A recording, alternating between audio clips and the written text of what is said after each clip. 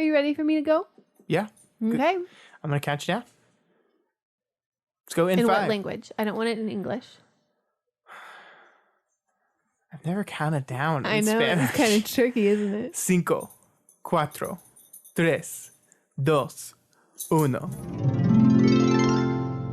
Vow, view, vow, view, vow, view, vow, view, Vow to view, vow, vow to view, vow, vow to view, vow, vow to view, vow, vow to view, vow, vow to view, vow, vow to view, vow, vow to view. Vow to view each other's movies, even though we don't always like them, but it's okay because we love each other and movies too.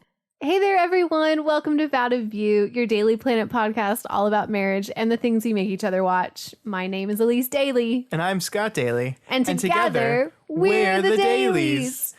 We've got a great show for you guys this week. We do. It's all about puppy We dogs. always do, though. Why just this week? I'm trying to hype them. You gotta hype them up, babe. They might Does stop my listening. intro not hype them up enough? No. We need to talk about that. We need a little more energy from you on But that I intro. kind of want it to be kind of like a casual conversation. Like, we're just friends. Like, hey, let's just have a conversation. Only I guess this is more of like a conversation that they're just listening to and eavesdropping. Yeah, it's really not. Yeah, it's like it's a conversation two people are having while you are like sitting at the table next to them at a restaurant, and you're like texting your significant other about their conversation, which is something you and I have definitely done before. Actually, there was a thing on my time hop that came up about a conversation that I had overheard a couple years ago, and it was something strange. I wish I could remember, but it was about how this guy was saying something about how much he liked her, only he felt it in his stomach. What? Like, I don't remember. It was so strange. I had tweeted about it. And that's how I know it's really strange, because I tweeted, and I don't really do that anymore. No, you don't. This was like, we were at that coffee shop reading, and that there was a couple behind us on a first date. I do this all the time. And yeah, I just get this text from Elyse. First of all, I get a text from you that says, check your phone, which is ironic on its own, because you're texting me to tell me to check the thing that you're texting me. I thought you might have gotten it on your watch. And then, okay. I wanted you to have some sort of beep so that you would look at the conversation. You're like, this is a first date, and it is not going well. It's so hard for me. And you were right. Yeah. It's so hard for me to concentrate when people are having conversations like that behind me, because I just get interested in them. Mm-hmm. And let's just give you a little tip. If you're on a first date, don't ask to see pictures of the person's apartment. Yeah, that's real weird. That was really strange. That's like basically inviting yourself back to their place. Yeah. This is the podcast where we don't ask to see pictures of your apartment. True, because this podcast would not exist if on our first date I asked you to see pictures of your apartment. Yeah. Oh, so I also thought about you this morning. You thought about me? Yeah, I do it very rarely.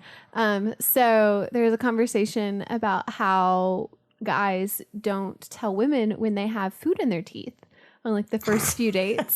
And it was like on 106, because if I remember, Jenna had gone on a date and she'd had some food in her teeth and the guy didn't tell her. And so she was upset about it. And that happened to us. And I thought about calling in and just saying, maybe he thought it was part of your gum. That's what happened to me. And now we're happily married. I didn't think it was part of your gum. I thought maybe it was like part of a braces or retain. It was a big red dot. I have deep crevices in my teeth. I know now. I know. This is a podcast about marriage and movies and love and roses of all sorts. Yes. And thorns. And what are we doing this week? What are we doing on the podcast? We got some more best friend. We got some more Bachelorette to talk about. We're going to do some rosies and some thornies. And then, we're going to talk about doggy movies. Dino dogs. Because Jurassic World 2 came out and we decided that was close enough to Man's Best Friend. I think it is. To talk about some dog movies. So you picked Air Bud. I did. And I picked Homeward Bound. You did. The Incredible Journey. It's an incredible movie. It was. We'll get to those in a bit. But first, Elyse, it's time for the weekly segment we call Bachelorette. You're going to be so proud of me, too, this time for Bachelorette. And you're still going. I actually wrote down some things that I wanted to talk about. Did you take notes while watching the bat? did. I'm so proud of you. I don't know if it was really during, but it was just more of afterwards. And Hang on. basically, Hey Siri, 5-minute timer. oh my gosh. 1, 2, 3, 4, 5. I've got 5 things, so I can talk about each one for about a minute.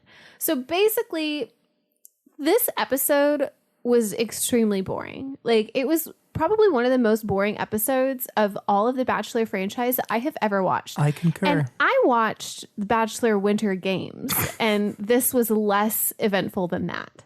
And I wrote down, I said it was so boring that they sandwiched 2 rose ceremonies into the same episode. Like, they built the whole episode before as an entire cliffhanger to have the rose ceremony start the next episode. And I talked last week about how irritated I get because then they always have the rose ceremony at the beginning of the episode instead of the end.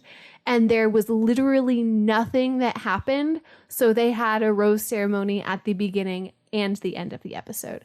It was just awful. I agree with you, and I'm not just being my usual negative Bachelor self. Yeah, you are very negative. When I listen back to this, I'm like, oh, he just doesn't ever have anything nice to say. Because it's not a good show. But I think this is especially boring. And I think here's why. Because they picked the wrong person to be the Bachelorette? Well, yes, but they picked Becca because there was drama around this terrible thing that happened to her on last week's show, or last year's show. Yeah. But they forgot that the terrible thing that happened and the drama surrounding it were all things that happened to her, not things that she did. So she's a very reactive person. There's really nothing coming from her at all. And I don't want to make it seem like she's a bad person. She's not a bad person. She's a fine person. She's fine. I'm not going to insult a human being that I don't really know. But she doesn't make very good television. No. And it's not very interesting. And I don't think that anybody before she was the one that was chosen and had that thing happen with her, that anyone really cared about her. You know, if she had not been chosen and she was down to the final 2, they still would not have picked her if she was the one that did not get the proposal, because people just didn't really latch on to her very much. Yeah, I think they probably would have picked Pixie, who's much better. They would have. Who's the greatest contestant on the show ever. Yeah, she got into some trouble this week. What? Yeah, she went off on a rant about the whole Tia Colton thing. And then Raven went off on her about saying stuff like that publicly. And then she went back and did this whole apology and stuff.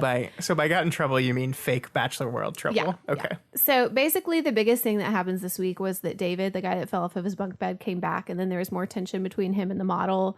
And so they set it up for next week's 2-on-1 date with, of course, the model and David, which is the whole reason that they kept both of them around anyways. Remember when like everyone got pissed off at the model guy for wearing the gold underwear that she gave to him? Yeah. And by she, I mean the producers of the television show. It's stupid. Yeah. It's stupid. So then the other thing that I wanted to just talk about very briefly on here, another reason that I don't like Becca, her clothes are awful. Like, I have not seen a Bachelorette in so many years where it was just like, I don't think that our style is that just awful that you would wear some of the things that she is. And I just want to touch on that. But the big thing, there are 2 other things that happened this week in Bachelor World, because there's not really great things to talk about with the show. Jared and Ashley got engaged. Jesus Christ. I know. Oh my God. know. This is I don't know if I hate meaningless it for the people that have not watched The Bachelor, but let's just say that there's this girl that they tried to build or put in every single thing that was Bachelor related for probably like 5 years. And she's extremely annoying. She always cries. Her big claim to fame was she was the virgin. Yeah. And so they like built several shows around the fact that, will this be the season that she loses her virginity? And it finally happened, didn't it? Yeah, it did. In the Bachelor Winter Games when she got engaged, and then they broke off the engagement, and now she's engaged to Jared. And they're doing this whole like publicity tour and going on GMA and everything because they don't really love each other. They just love how much fame and attention they get. And as soon as the attention dies down, they'll quietly end the engagement. Yeah, this is a joke. It's a joke. It's ridiculous. Yeah. I don't. You know what's more of a joke? The proposal. Yeah. I know. I wanted to talk about that too. Go the show ahead. that was afterwards. So actually, this couple is still engaged. I looked it up, or it was on my e-news thing. So they decided to do this brand new show called The Proposal after The Bachelorette. And it is It is awful. I will not watch another one. So the concept of the show is basically it's like a mystery speed dating. Yeah, it's a Mystery speed it's a dating. mystery Let's just say date that. game, except you propose at the end of it. So Mm-hmm. it's a guy who's never met any of these women, and then they switch. It's a guy who's never met any of these women, and then they switch. And by the end of it, he proposes to this woman he's literally just met 5 minutes ago. So they bring out, I just want to elaborate on it real quick because it's the last thing we're going to talk about. So Okay. they bring out 10 women. They have like this package that they had recorded before. And then after he just sees their package on the video and they walk down, he eliminates 3 of them. So he goes from 10 to 7. And then they go back. And I don't think that you saw, they come out in their swimwear. Jesus. And when they come out in their swimwear, I think that was when they like just told him a little bit about themselves. So they just got free reign of the mic. And then after that, then he eliminated more. I think he went down from like 7 to 4. And then from 4, they came back out in like nice dresses, or maybe it was the same one. They came back out. And then he got to ask them one question. Everybody just got one question. It could be about anything. And so then it went down from 4 to 2. And then the 2 went back upstairs, got in a very nice gown, and came downstairs. And they proposed to the guy, each of them. Or they said like what they would want to be their proposal from And then he from the picked. women. And He picked. And then one of those girls was like, I'm going to love you more in 20 years than I do today. And she had only seen him. She had only seen him like maybe 5 minutes ago. That's the craziest thing is for whatever reason the guy is like hiding behind a wall the whole time, or they switch. The person that is going to be the one proposing is hiding behind a wall until the final 2. I never want anyone to talk to me about gay people wanting to get married as ruining the sanctity of marriage ever again in my life, because this show is like disrespecting the entire idea of a real relationship in marriage. It's gross and awful. Stupid. Yeah. But I mean, hey, they're still together. Well, yeah, because it's called dating. They're dating. Well, and They're that's not like engaged. that's what irritates me is that not only is it like ridiculous about marriage, but I also think that it does not emphasize the importance of an engagement, and it lets people think that engagement is just one of those things not to take seriously. And I think the show that it's when shares the you- production company with that made that clear for the past 20 seasons. I think if you propose and if you accept, like that's the beginning of that promise and commitment. And yeah, there are things that are going to have to be fleshed out in between, but oh my gosh. Okay, let's move on for this because this fucking show. So that's the proposal Mondays on ABC. Don't watch it. 9. All ABC. right. Okay, so Hey, Scott, Elyse. yeah, Every rose has its thorn. that doesn't sound right. I thought we were going to Just record a like jingle. Every Oh, it's a heavy vibrato there. has its dawn. Ah, Every something is sad. couldn't even have pulled up the sad lyrics. song. Okay. Every rose has its thorn. Yeah, and what was your roast this week, Scott? My rose. Yeah. I feel like I should choose something that's thematically fitting. Okay, go ahead. My rose is my puppy dog. Oh. My dog Ghost. Why not Mackie? Because Ghost, me and Ghost go way back, before Mackie. Okay. Ghost. We talk about our dogs on this podcast a lot, but We do? never we offhandedly mention them because they're usually Okay. making noise or doing something that annoys us. Okay. We just had to pause the podcast in the middle of the recording because Maggie decided this was when she had to go to the bathroom. She's old. We don't want her to have a UTI. Ghost is a all-white Siberian Husky that I got Mm-hmm. 7 years ago. Yes, she's named after Game of Thrones character. Little the did you dog. know that she was going to be the only one of the, The only one direwolves left. that's still The alive. only one Yeah. I think this is an interesting thing about like how you change as you grow older. When I first got her, it was like I wanted a dog named Ghost for years, since I read the books in high school, but it was right when the show came out and everyone would go, oh, like the Game of Thrones show. And my response would always be, yeah, but like I liked it Before. Before. Because I'm like a total hipster in this cool flowery shirt. What? Oh, yeah. I am wearing a flowery shirt. But I think that's like, I guess floral is the better word. I don't care anymore. Like, I don't care. Like, yeah, she's named after Game of Thrones. I liked the show. I like the books. Yeah, who cares? Who cares if I was hipstery with the name or not? It's stupid. Anyway, my dog is the best.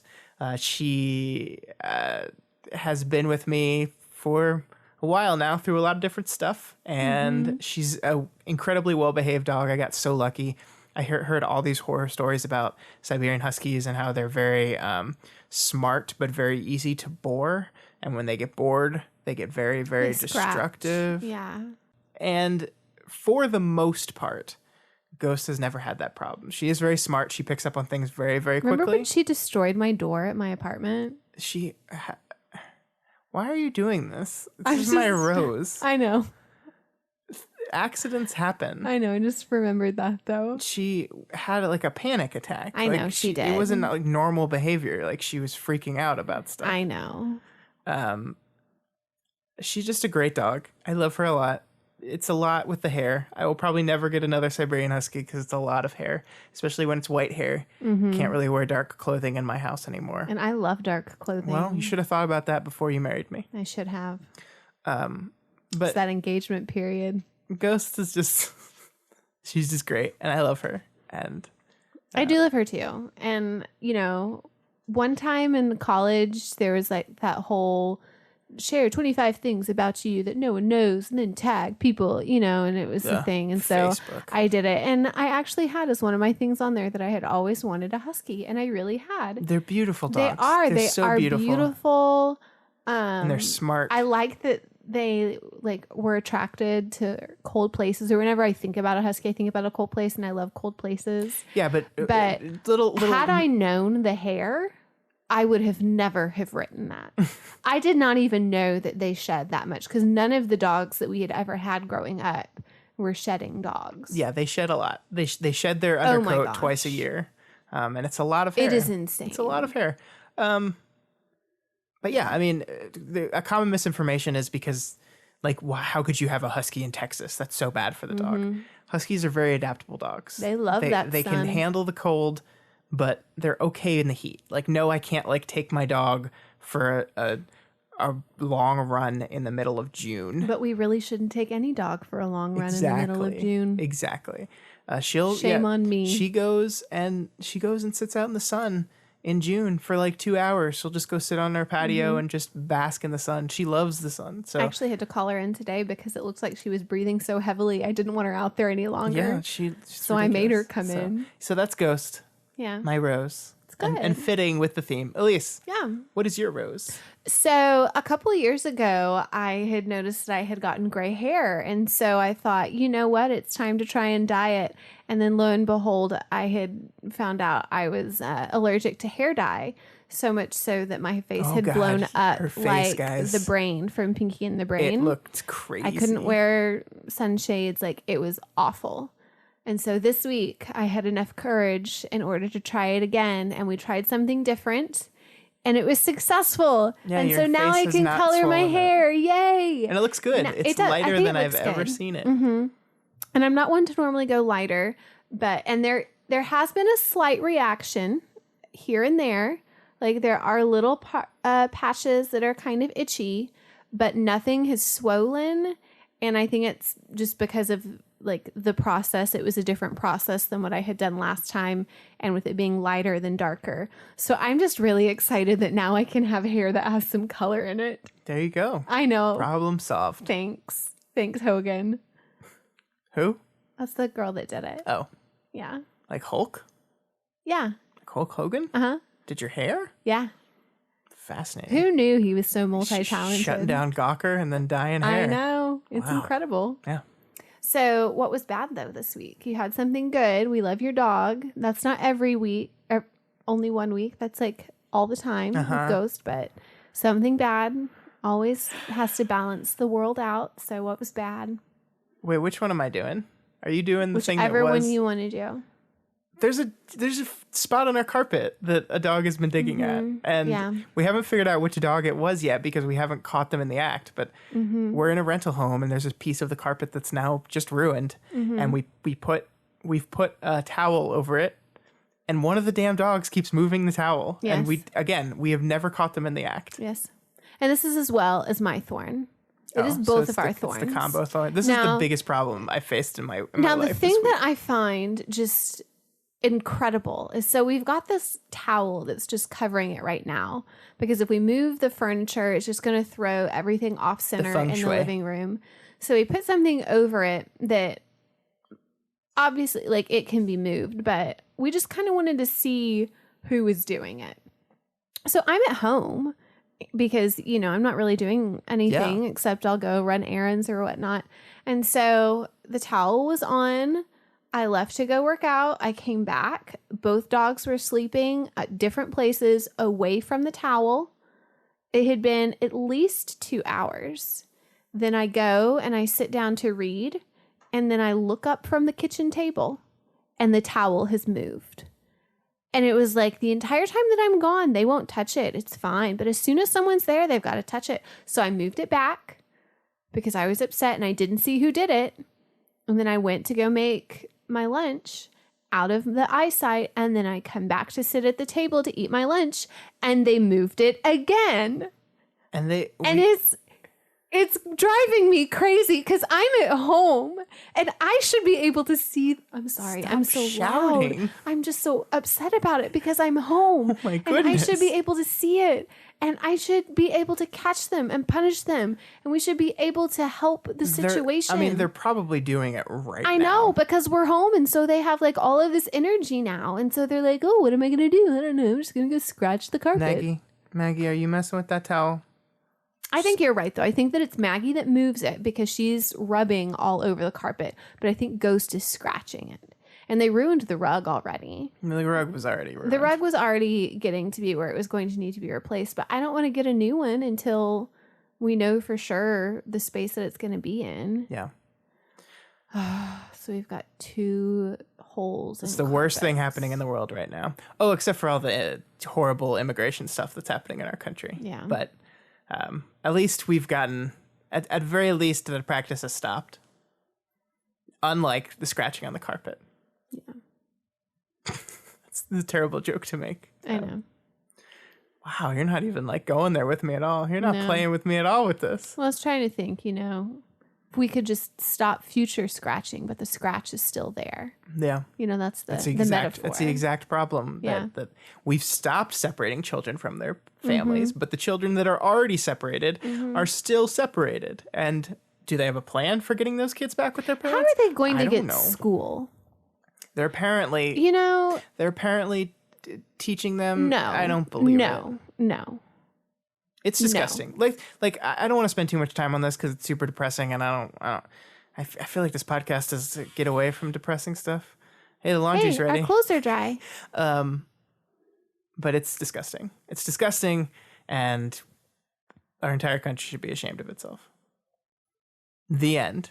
That's the thorn. That's my real thorn. That's everyone's thorn. It is. That is the United States thorn. We're embarrassment. I'm glad the UN. But what's the root? See, that's the deal. Is you can have these roses and thorns, but if you want to change the weed, well, I guess we're not talking about weeds. We're just saying things that are good and bad. But let's say that one is actually a weed that's growing. You have to find the root. Yeah. And dig up the root. And I think we all. Oh, we do. Vote for Democrats in the midterms. That's how you dig up the root. Anyways, so we watched some movies this week. We did. Because, every good dinosaur movie was always based on a relationship between a man's best friend. I don't think that's true. I think it's true. I think literally one dinosaur movie. I think they all are. Why did we not watch The Land Before Time? I was thinking about that, but then I was like, not dinosaur movies. We've seen it a lot of The time. Land Before Time. It's so good. You're the one that wanted to do dog movies. I was doing your thing. I know.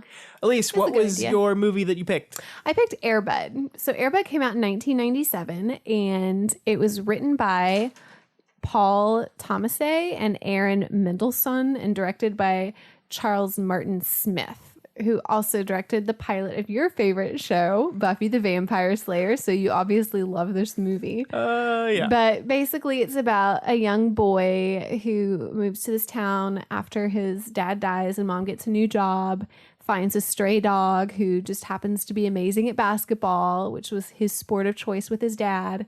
And they just learn to love each other and become great friends. And they win the state championship because of dogs middle are school so good. basketball. Yeah, playing basketball. So Elyse. yes. Air Bud. Yes. Why did you pick this movie? Well, so when I was growing up, my sport was actually basketball. Like I played basketball. That was the one that I enjoyed watching. My mom used to play basketball. We would that was my thing. We each had our own things. My youngest sister, hers was soccer for a while, not good, and then went to dance. And then my older sister, hers was like tennis. She did softball for a while. She got hit. Did I ever tell you that story? No. My dad, she was not very good at softball. And so my dad just wanted her to at least get on the base. And the pitcher was just throwing all these crazy pitches. She kept jumping out of the box because she was afraid she was going to get hurt. And so my dad's just yelling from behind the fence in the stands. And he's like, just stay in the box, Adrian. Just stay in the box. And she's like, but he's going to hit me. Just stay in the box. So she stayed in the box and the softball nailed her in the knee and left an imprint of the stitching in her knee. She fell down and could not even go to first base, had to be carried to first base. They didn't and then let had to her have a runner. A pinch runner? Yeah. After she made it to first base. Yeah. So, yeah. We're not like a good sports family. I think I've got pretty good coordination, but we were always just more graceful. Oh. So we always went the dance route in the end. But basketball was my thing when I was younger. So I liked this movie because it had basketball stuff with it. And then I liked the little dog. I thought it was cute, but it was one of our like church weekends. We had these, it was called Venture. But it's like that discipleship now weekend stuff with our church when we were younger with youth group. And so, we were at, my friend Sarah's house for the weekend and we had some free time and she had the movie Air Bud. And so we just thought, let's watch Air Bud. And so we're just sitting there and I guess I'm in a slightly emotional state just because number one, my sleep schedule is different. Number two, I sleep. I'm like always the first person to go to sleep at slumber parties, but I think I just probably You're the stayed lame up. one. I'm so tired. And so I was just like, I guess maybe more exhausted or whatever. So we're watching the movie and I started crying at that one part. Which part? Which part were you crying at? Oh my gosh. It's where the little boy, he steals Buddy back from his horrible owner that he had already escaped from once. Yeah, Mr. Snively, the clown man. So he steals him away and then he takes him on a boat to this just like islandy area or just land separated by water. I don't know if it was really an island. It's not an island, it's just a land surrounded by isles. Maybe it's a peninsula, you know. I'm just giving you a hard time. Continue. Anyways, so he just takes the dog there. And then he's like, I'm just going to leave you here because I can't take you back home. They'll come and get you, but I can't let you go anywhere else. So I'm just going to abandon the dog.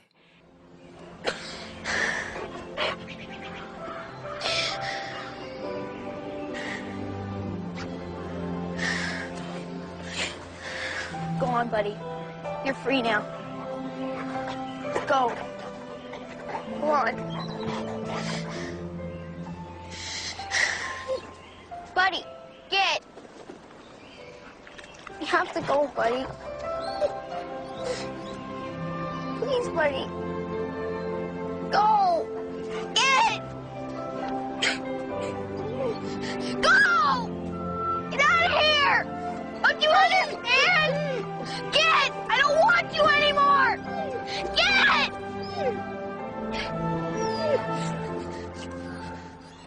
And it's like the dog doesn't know anything. Setting it free. The dog, no, not free. The dog is completely domesticated and needs someone to fend for it. And so he just opens up the pudding pack and the dog just starts eating like nothing is wrong. And then the dog wants to follow him and he's like, no, you can't follow me. And so then he just takes his basketball and throws it because the dog's going to go play fetch.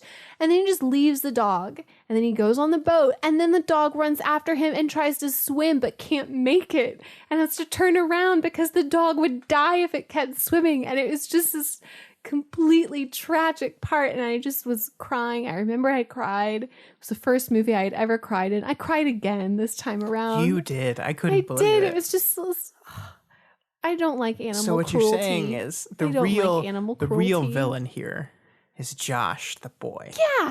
Yeah. So, okay, the whole concept of this movie is the dog is trained to do this thing because he works with a clown, right? Yeah. And the clown is abusive, and IMDb says he's an alcoholic. I don't know if they ever say that in the movie. You see all those beer cans. Yeah, maybe it's fine. It's fine. So he falls out of the back of the guy's truck and is astray and hanging out in an abandoned church where the kid finds him while he's making a basketball court. Mm-hmm. And then, of course, the dog becomes his best friend. And then later it's revealed he can do basketball tricks. So he becomes like the mascot. And then when they do this weird thing where like the dog was miserable because it was made to perform for this old man in front of people. And like he was really cruel to it. And then suddenly the dog is being made to perform in front of people. But we found out that this dog was Comet. Yeah, it's Comet from Full House. This dog just does tricks all the time. And we found out he died right after filming this movie. Yeah, that's kind of sad. Buddy, the trick dog, was like, they found this trick dog that could do this. Someone taught the dog to do this, and they built this movie around him. And of course, it's become this wildly successful franchise. Yeah. There are 12 sequels to this movie, only one of which, besides this one, ever actually showing in a theater. They've all been direct to video after that, but I think there are 5. And all of those are on Netflix, except for the original. So you have to pay to rent that one. There are 5 Air Bud movies, and then there are like 7 of the Buddies movies, the Air Buddies. Yeah, where they're the puppies and they like go to space, and it just gets increasingly ridiculous. So I actually had never seen this movie. I have seen some of the other ones in the series. I didn't know that. And I was kind of surprised at how like relatively grounded and normal this is. Those movies get really absurd and ridiculous. Like I think by the second Air Buddies, the dogs are talking. Like this is not of a talking dog. My movie has a talking dog in it. Yeah, your movie's got a talking dog. This movie does not have any talking dogs in it, and for the most part, it's fairly like just like a standard movie. It's about a kid using a dog to get over a tough time in his life. He doesn't have any friends, and the dog is like a conduit for all that stuff for him. Until the third act, when the dog just plays basketball. Not only plays basketball, the dog helps them win the middle school state championship against Larry, who had not liked the team at all. Yeah, against the guy who used to be on the team, who got benched and his father threw a fit. And so he transferred him and moved his entire family across town. Would not fly with current UIL rules. But it's middle school basketball. Oh, they start so young nowadays. Like in elementary school, they're already on the track in order to get scholarships. And colleges can start talking to kids now in middle school. You can get verbal agreements. Mm-hmm. This was back in 97, though. I don't know if that was going on. It's just paving the way. Larry's paving the way for all those kids today. Yeah. Way to go, Larry. So they get injured and they don't have enough players. And so they say, well, here's this dog is a member of our team. He travels with the team everywhere. He has his own uniform and a number. And there's nothing in the rule book to say a dog can't play. K9 checking in. What the heck's going on here? I'll handle this, Josh. The Timberwolves want to substitute a dog. What are they, nuts? Dog's a registered member of the team. He practices with the team. He travels with the team. You check in your rule book. Bet you won't find anything in there that says a dog can't play. He's right. Ain't no rule said the dog can't play basketball. This is a joke, kidding. Dogs don't play basketball. What's the matter, gentlemen? Afraid your team might get beat by a dog? And that's when you're just like, okay, this is ridiculous. I wonder if it's in the current NBA rules right now if animals can play in the NBA. No, it's not, because it doesn't have to be. I just think that'd be fun. Come on. And they're like, what's the matter? Are you afraid to lose to a dog? Turns out, yes, because the dog is seemingly can dribble and pass and steal. The dog can't dribble, but he might drool a little bit. Oh my God. So, I mean, like, there are parts of this movie I like. There are parts of it that get so ridiculous that I'm just like, okay. But it wasn't awful. You know, like, to be the start of that entire franchise, I think it had a good footing, and I think kids probably liked it. And so that's why they decided. Don't you mean a good pawing? No, I mean good footing. Yeah. Nice try there, bud. Okay, so your joke was good, but mine was just because I didn't mean to do it. And then I did, and I thought about it, and it was funny. It's always good when you laugh at your own joke. That always means it's a quality one. You laugh at your own jokes all the time. That's not true. It is true. That's not true. Yes, it is. Well, someone's got to. I know. What are we talking about? You laughing at your own jokes. Air Bud. Yeah, I guess that too. At least basketball makes sense. I don't understand how the dog plays baseball in seventh inning fetch. How does that work? I think basketball and soccer would make sense. Yeah. Maybe volleyball. There's not softball, baseball. No. There's definitely a baseball one. There's seventh inning fetch. There's Angels a soccer in the one. Outfield. That's a good one. There's a soccer one, World Pup. There's a football one, Golden Receiver. I don't think he'd be good at football. There is a volleyball one. I can't remember what the name of that is. Something Spike something. Something. Yeah, it's this thing got ridiculous. There's a whole But the basketball one is good. There's a whole production company around. That's just these what movies. happens. Like, they made their own they production just company. turn these franchises, these things that are like good, and then they just make them worse.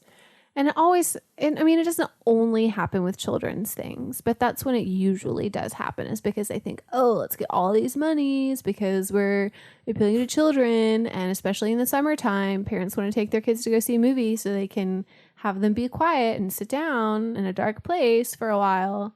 And then we get sequels to anything and everything. Mm-hmm. Like The Incredibles 2. That was just the repeat of the first movie. I didn't like the first movie. Spoilers. Spoilers. I didn't like it. Spoilers for my podcast this week on Incredibles 2.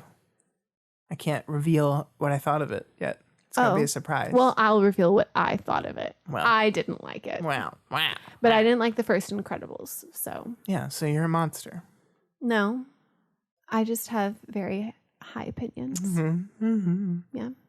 So, but anyway, so that was my movie. What was your favorite part of this movie? Was it the sad part? I mean, the sad part's very memorable for me, but I always like whenever he does feed the dog pudding and he gets him to come out. Look, I know it's not good for the dog. I get that. This dog, I mean, I think there's a reason why this dog passed away a year after this movie was filmed, because he ate what is apparently 50 snack packs of pudding. But at least the movie that I chose, that was probably the worst thing that had happened to that dog in the entirety of the filming. Your movie, on the other hand, probably really crossed some animal cruelty lines. They were absolutely fine. They're absolutely fine. I don't know how they got some of those shots with him in the water without potentially drowning some of those animals. That is a great way to transition to my movie, which is Kill All the Animals. Homeward Bound. And to heaven. The Incredible Journey. All dogs go to heaven. You know what's sad? Why didn't we choose All Dogs Go to Heaven? I don't know. Because we've both seen that. Oh, okay. What is sad, Scott? All these dogs are dead. All of them. For sure. Dogs don't have... Like Homeward Bound was 25 years ago. Yeah. Their life expectancy. And in order to do some of these tricks, they'll probably have to be older anyways. It's just sad. That's what I'm just saying. Like, they're all dead. Yeah, they're dead. Which Maggie might be dead very soon, too. She really did. I think... Okay. Let's not take this. Let's stay away from Negative Town. Okay. Sorry. Your movie, Scott. Tell me about Homeward Bound. The Incredible It's a 1993 Journey. movie written by Caroline Thompson, who is a writer on a bunch of Tim Burton movies, and Linda Wolverton. who is a writer on a bunch He's of... the only one laughing at that one, too. Stop it. She's a writer on a bunch of Disney movies, including Lion King and Beauty and the Beast. She wrote the screenplays for those movies. Those are pretty good. This movie was directed by Dwayne Dunham, who also directed Little Giants. You remember Little Giants? I loved Little Giants. And Halloween Town. He directed Halloween Town. The Disney movie? Yeah. Wow. Yeah. He was also the editor for Return of the Jedi. Oh. Which is a That's little interesting. known Star Wars film. Yeah, so this is the story of 3 pets that escape from a California ranch to find their owners in San Francisco. They don't really go to San Francisco, though. No. The owners... So this was the thing that I didn't ever really understand either. And I'm glad that you had said something whenever we were watching, because I don't quite understand where they went and why. Yeah, we'll get to that in a sec. So this is a remake of the 1963 film just called The Incredible Journey, which it itself is based on a book of the same name. Mm-hmm. They switched around some of the dogs, though. They did. And the cat. Yeah. They all are different types of dogs. They all are different. Well, I think the cats. only one that's the same is the Golden Retriever. It's a different dog. There was not a Golden Retriever? Nope, no Golden Retriever. Was I read it a the lab? trivia. Was it a lab? It might have been a lab. Anyway. They were all different. Yeah. This movie has the work of the brilliant Michael J. Fox as the dog Chance, and Sally Field plays Sassy, and Shadow is played by Don Amici, who is a very popular... Had the same fate as the animals in all of our movies. He died a year after... This was one of his last films. Yeah. He died in 1993, right after this movie came out. Shadow didn't, though. Shadow lives on. Well, not anymore. Yeah, Shadow's dead now. Anyway, yeah, so this is... I think most people have seen this movie. I've seen this movie a bunch of times. And you know what? We'll get into the things that confused us about this movie in a bit. One of the things that I want to talk about is something I think I realized for the first time in my life today. Today? It always bothered me. So they bring the dogs to, I think it's the father's sister. I think it's their aunt.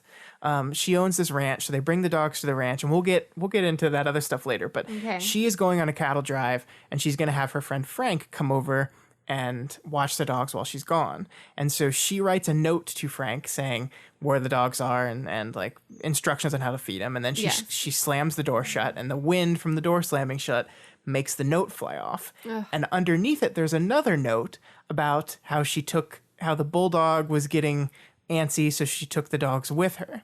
And I never understood what the heck that note was referring to. Mm-hmm. I think that's a sly connection to the first movie, the 63 movie. I think that's what that's doing. I think that's like a connecting back to that movie and those different characters. That's the only way I can make sense of why there's another note under the first note that's talking about the dogs. I think sometimes we just try and put things together in order to justify something that happens, and really a lot of times it's just no one they really just cares. do it. And So let's talk about the elephant in the room. Where did the family go? So the concept of this movie is they have a house. It looks to be in the middle of the country. There's a lot of wide open space. Wide open. They get married. Spaces. Part of the story of this, a very minor part of the story of this, is how they have a new stepfather. He's a man marrying into this family. Blended family. Their father is presumably deceased. They never say. And then they have to go to San Francisco for a few weeks, like downtown San Francisco. Like when I was watching it this time again, and I was trying to think about why are they doing that? I thought that they were doing that whole like, we're going to include the kids on the honeymoon sort of thing, and we're just going to take a family vacation instead. And then he was like, we'll be back in 2 weeks. And I thought, okay. And then they go, and then they're eating breakfast there. And no, we can't get away. It'll be another week. They're in an apartment. So it makes sense from a lot. Like, we're in a smaller space. It's in the middle of the city. Yeah. There's not enough room for these animals there. Yeah. And then they go to school. He goes to school. You're in school. You're not going to just go for 3 weeks to a school in San Francisco and then come back. Yeah, like what? Because the movie ends with them back in the house that the movie opened in.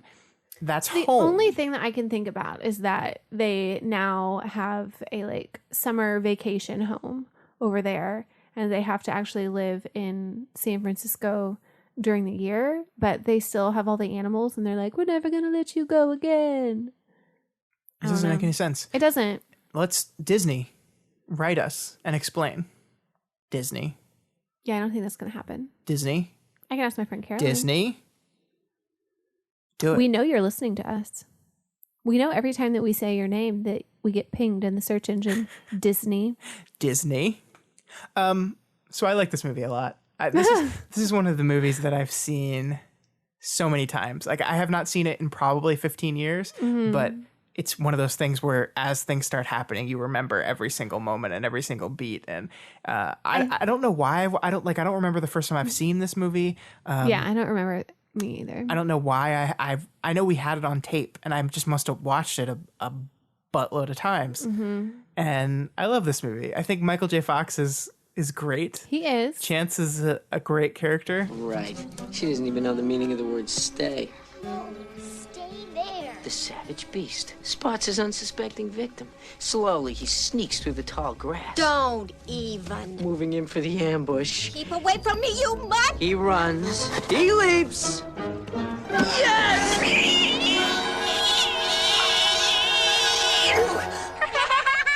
poor baby, are you all right? He threw me in the big litter box. Nice shot, Chance. That's why they call it the catapult. You got a lot to learn, pup. It's interesting that older Scott now appreciated Shadow so much more than he did. And the Sally Field is good as sassy, but it's just a walking like cat stereotype. Like that's all it is. I really liked this movie. I think it's very cute. I think parts of it that are a little over the top is the narration, like Michael J. Fox narrating the story. Yeah, that's a little too much. Well, that's what the first movie. Yeah, that's all the first how movie they was. did None it. of the animals and so talked. they're probably trying to figure out which avenue might have been the best to tell the story, and so they took a little bit from the first one too. I think the reason I probably watched this movie so much is I always wanted a dog, and I didn't get a dog till I was an adult because my parents aren't really dog people. We got cats when I was middle school. Did you name one Sassy? No, we had Casper. Oh yeah. And Jade. I remembered Casper's name. Yeah. Casper wasn't. I don't know why that name. I don't know. Was not a white cat. Was it a friendly cat? Yeah, maybe Friendly? that's why. Mm-hmm. Casper liked me the most. Of course. Mm-hmm. So I think, though, this is one of those movies that we like it more because of nostalgia and because we like Michael J. Fox and Sally Field. And if we were to go back and watch it 20 years from now to show it to a little kid, or at least like little kids of this generation are not going to appreciate this movie at all. I think they're going to be like, why in the world is this just a voiceover of a dog? The dog isn't talking. Yeah, I mean, like there's the decision in this movie they made to basically not even try to make the animals' mouths move. Yeah.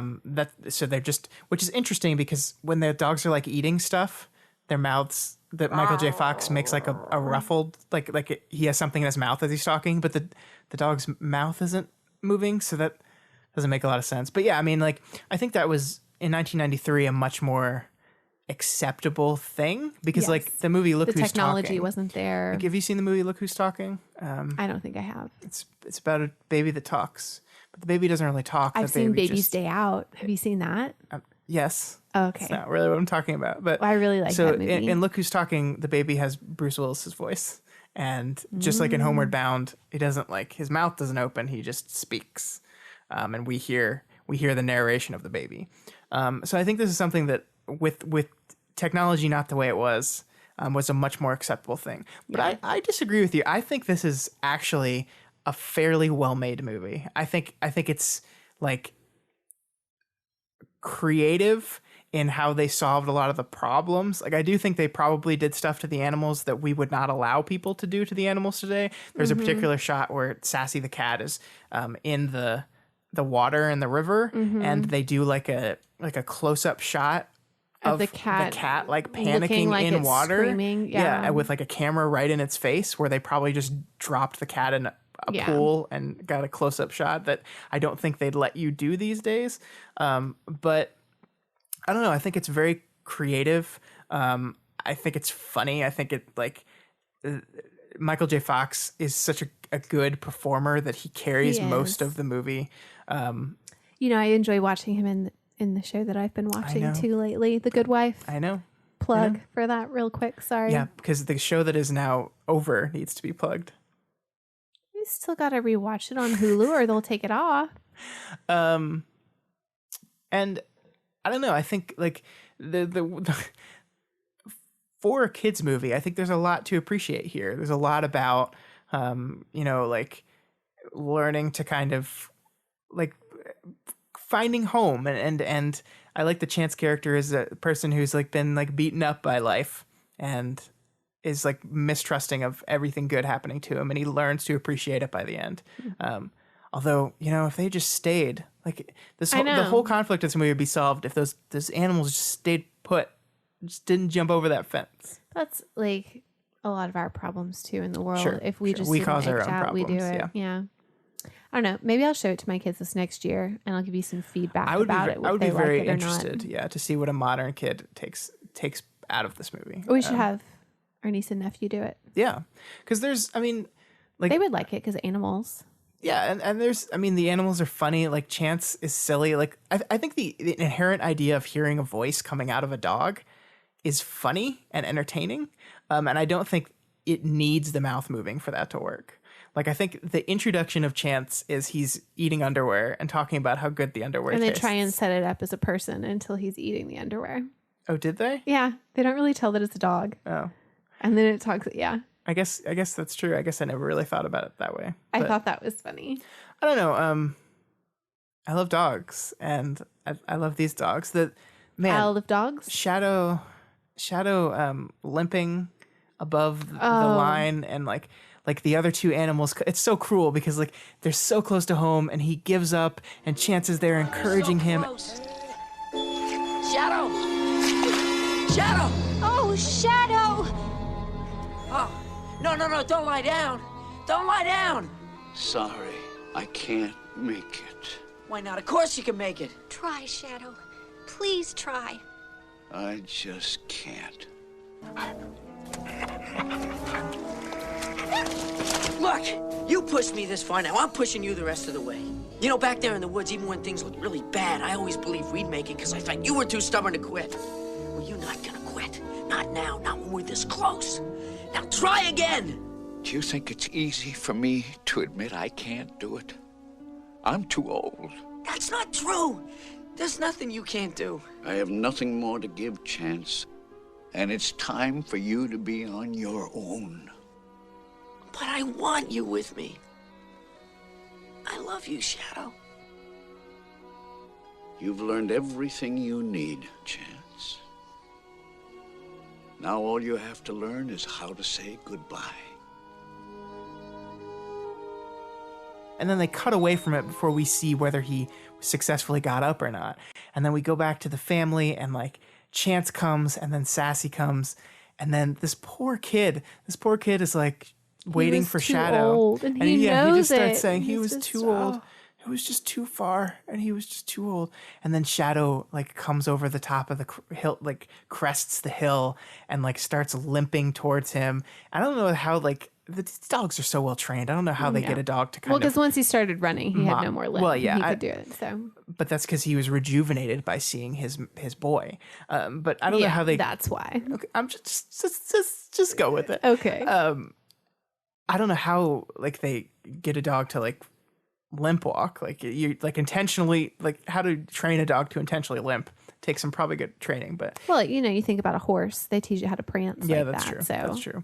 It's just a dog. It's a really wonderful moment. I didn't cry, but it's I makes didn't you cry really in this happy. movie, but I remember being very scared whenever the cat was in the river. Oh my god! The first time that I had ever seen that was really intense. Yeah, because like the cat, like the movie basically says she's dead. Yeah, and it's only until a scene later where you realize no, she's not. Yeah. Actually dead. Anyways, I wonder what they threw off the waterfall, because there is a shot. They didn't throw the cat. But yeah, there's a shot of a cat falling off the waterfall. Stuffed animal. How many stuffed animals did they lose in the making of this film? What is that? Is it Milo and Otis? There's one that's like notorious for animal cruelty. Well, there's the one movie that was a couple of years ago that they had that whole like animal rights issue with in the pool. Do you remember which one I'm talking about? And then the like video came up, and then PETA had this whole thing with it. A Dog's Purpose. Yeah, A Dog's Purpose. That's what it was. I just looked it up. Milo and Otis. They were accused of killing more than 20 kittens during the production. Oh my gosh. I just like, I don't even do well with imagining animals that are dead. Like roadkill is one thing and I get sad, but even just like, I don't know what I will do whenever I see one of our dogs that is dead. And knowing that there were 20 of them, like I would have freaked out on set if I were working on that and something would have happened.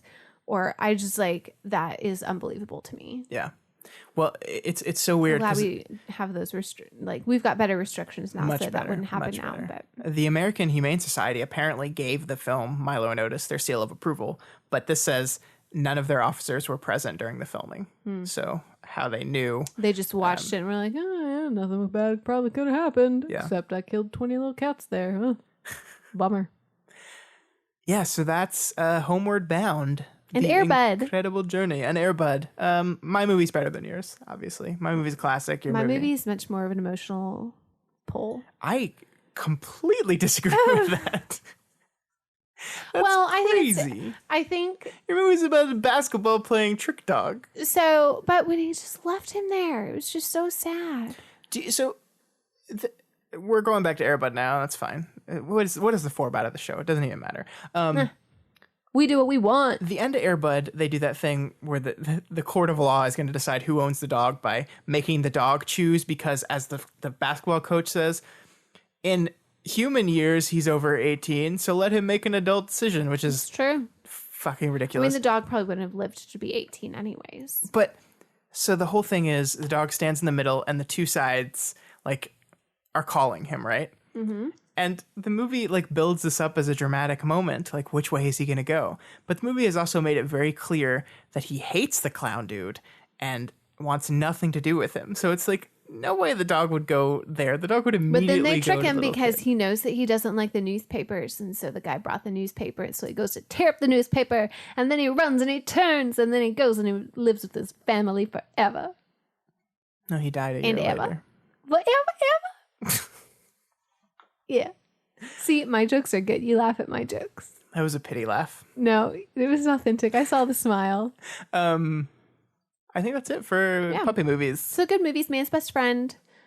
Now it's time all to of those see... dogs were really loved by all of their humans. Yeah. And so we're going to look forward to see how much Chris Pratt really loves. Yeah, Blue. As soon as we finish recording this, we're going to go see Jurassic World, which Hashtag I am date night. Not looking forward to because I did not like Jurassic World it's Chris Pratt's birthday today. We're recording on. Oh. Happy birthday, Chris Pratt. I'm still mad at him. He left Anna Faris. I'm not happy. Mad at him about that. I'm not happy with you, Chris. He's with some other lady now. Of course he is. Yeah. Bastard.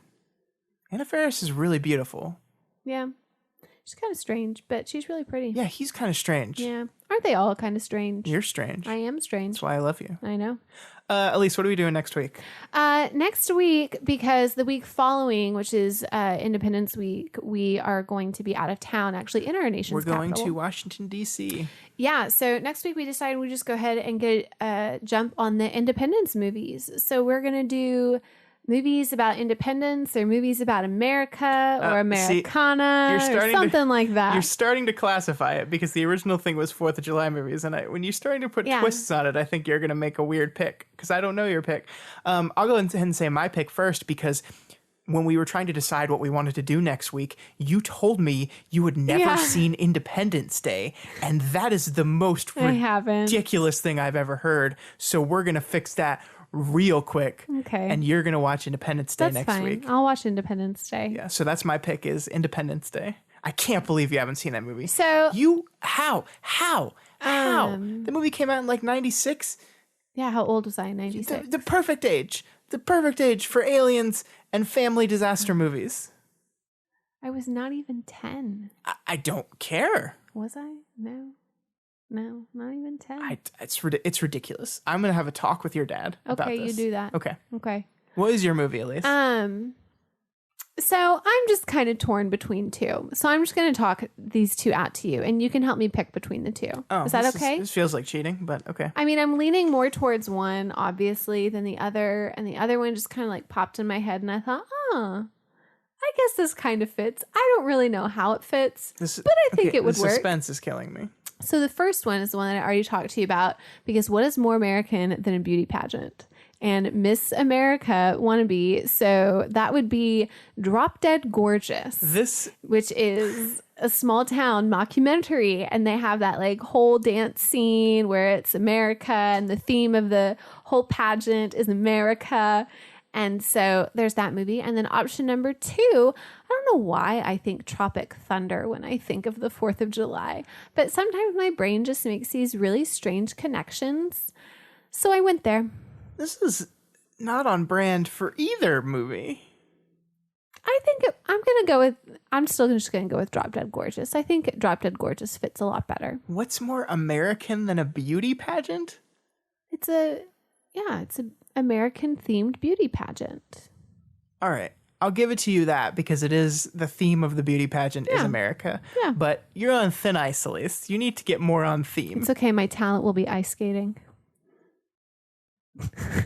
You want to laugh? I know you do. I see it in your face. That's all we have time for this week. If you enjoyed this podcast and want to check out all the other work we do, you can head on over to dailyplanetfilms.com and see all of our other great shows. Also, consider becoming a patron of the Daily Planet. Yes, please do. A Patreon account. That's patreon.com. It'll be patriotic for our podcast to become a Patreon. That's way better than your other joke you just made. So that's patreon.com/dailyplanetfilms. There's a whole bunch of great benefits that you get for supporting us, and we really appreciate that. We should make shirts. Thank you to our supporters. Also, if you happen to be listening via Apple Podcasts, why don't you go over there and leave us a review? If you want us to make shirts, let me know. What kind of shirts? I don't know. Let's put my face on it. That's weird. Does anybody want a shirt with my face on it? Well, they can't actually answer back right now, but let me know if you want a shirt with my face on it. Goodbye, everyone. Bye.